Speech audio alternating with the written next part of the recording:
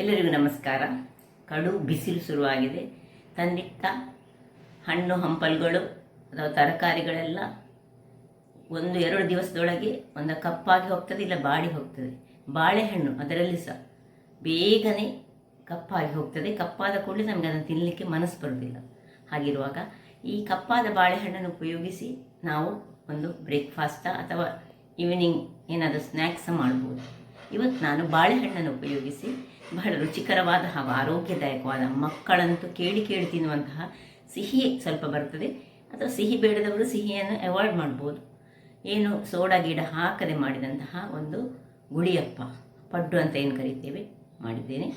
ಹಾಗಾದರೆ ಯಾರೆಲ್ಲ ನನ್ನ ಚಾನಲನ್ನು ನೋಡ್ತಿದ್ದೀರಿ, ಯಾರೆಲ್ಲ ಇನ್ನೂ ಸಬ್ಸ್ಕ್ರೈಬ್ ಮಾಡಿಲ್ಲ, ದಯವಿಟ್ಟು ಸಬ್ಸ್ಕ್ರೈಬ್ ಮಾಡಿ ಸಪೋರ್ಟ್ ಮಾಡಿ ಅಂತ ಹೇಳುತ್ತಾ ಬನ್ನಿ ಯಾವ ರೀತಿಯಲ್ಲಿ ಈ ಒಂದು ಕಪ್ಪಾದ ಅಥವಾ ತುಂಬ ಹಣ್ಣಾದ ಬಾಳೆಹಣ್ಣನ್ನು ಉಪಯೋಗಿಸಿ ಪಡ್ಡುವನ್ನು ತಯಾರಿಸೋದನ್ನು ನೋಡೋಣ.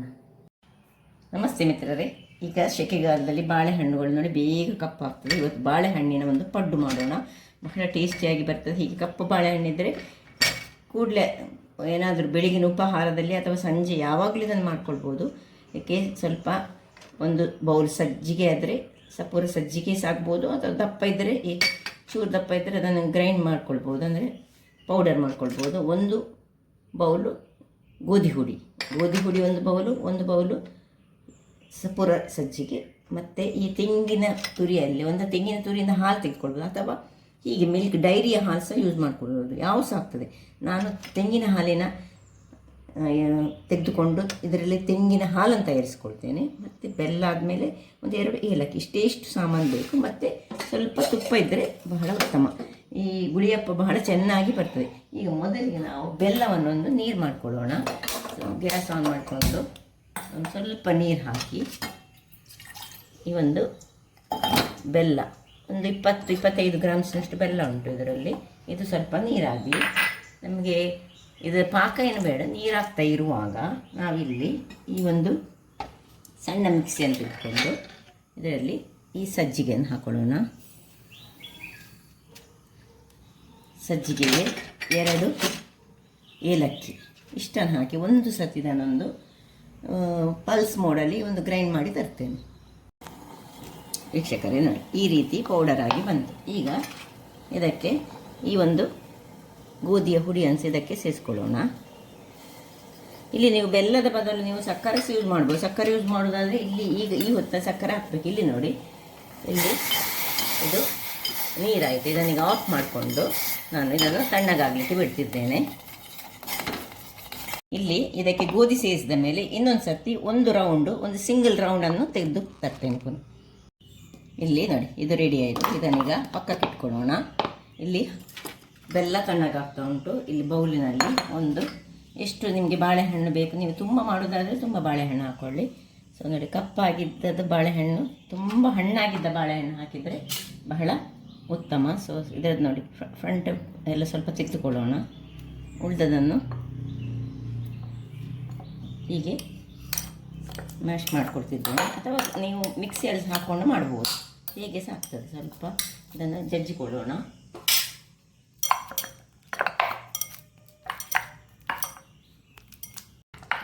ಇಲ್ಲಿ ನೋಡಿ, ಒಳ್ಳೆ ಮ್ಯಾಶ್ ಆಯಿತು. ಈಗ ಇದಕ್ಕೆ ಈ ಪೌಡರನ್ನು ಮಿಕ್ಸ್ ಮಾಡ್ಕೊಳ್ಳೋಣ. ಇನ್ನು ಉಪ್ಪು ಹಾಕ್ಕೊಳ್ತಿದ್ದೇನೆ. ರುಚಿಗೆ ತಕ್ಕಷ್ಟು ಉಪ್ಪನ್ನು ಹಾಕ್ಕೊಂಡು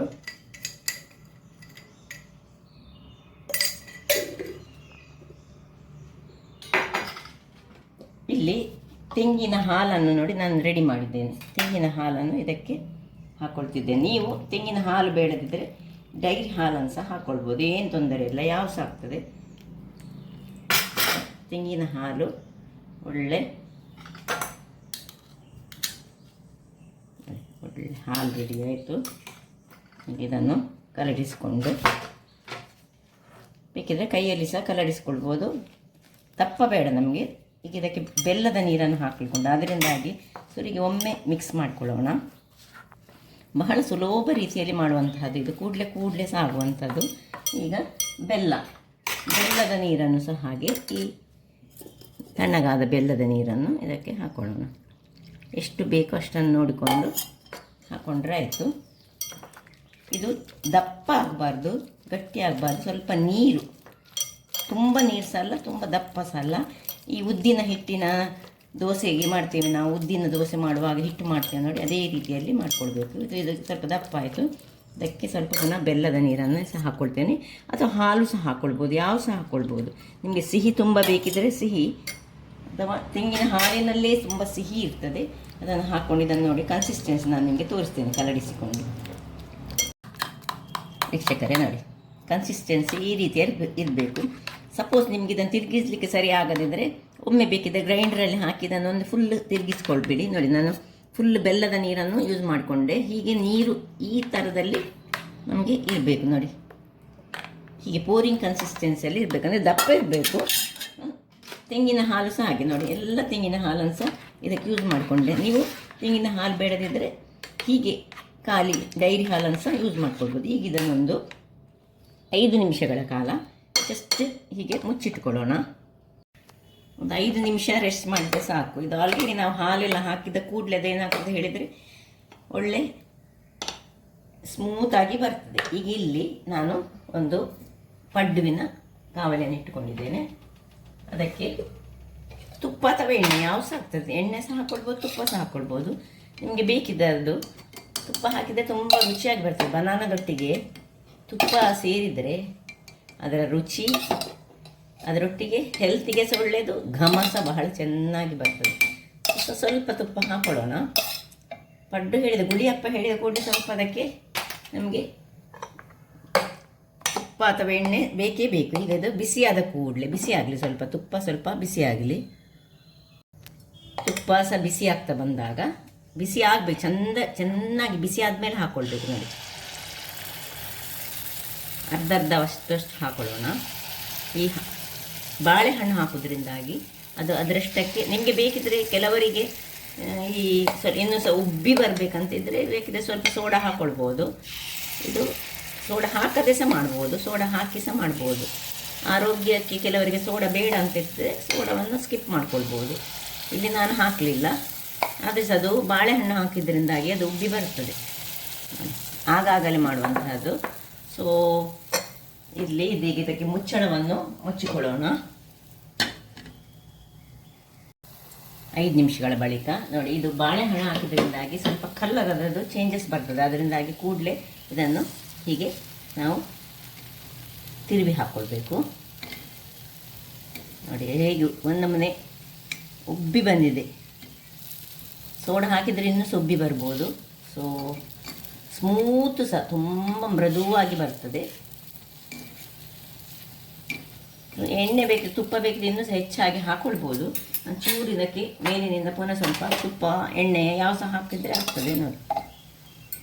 ಸ್ವಲ್ಪ ಮೇಲಿನಿಂದ ಹಾಕಿದರೆ ಇನ್ನೂ ಸಹ ಬಹಳ ಚೆನ್ನಾಗಿ ಆಗ್ತದೆ.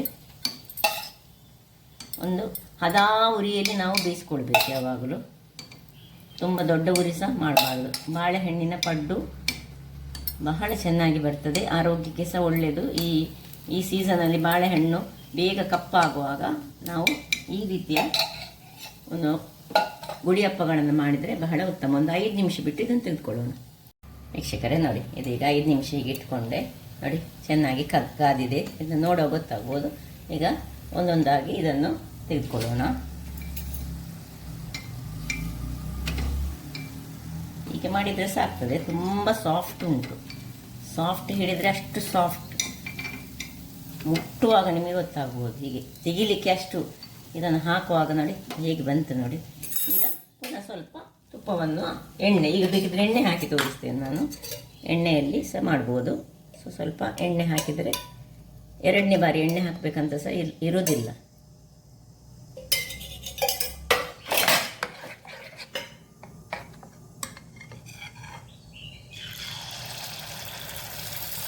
ಈ ಕೇರಳದವರೆಲ್ಲ ಗುಳಿಯಪ್ಪ ಮಾಡೋ ತುಂಬ ಎಣ್ಣೆ ಮಾಡಿ ಹಾಕ್ಕೊಂಡು ಫುಲ್ಲು ಎಣ್ಣೆ ಇಟ್ಟುಕೊಂಡು ಹಾಕ್ತಾರೆ.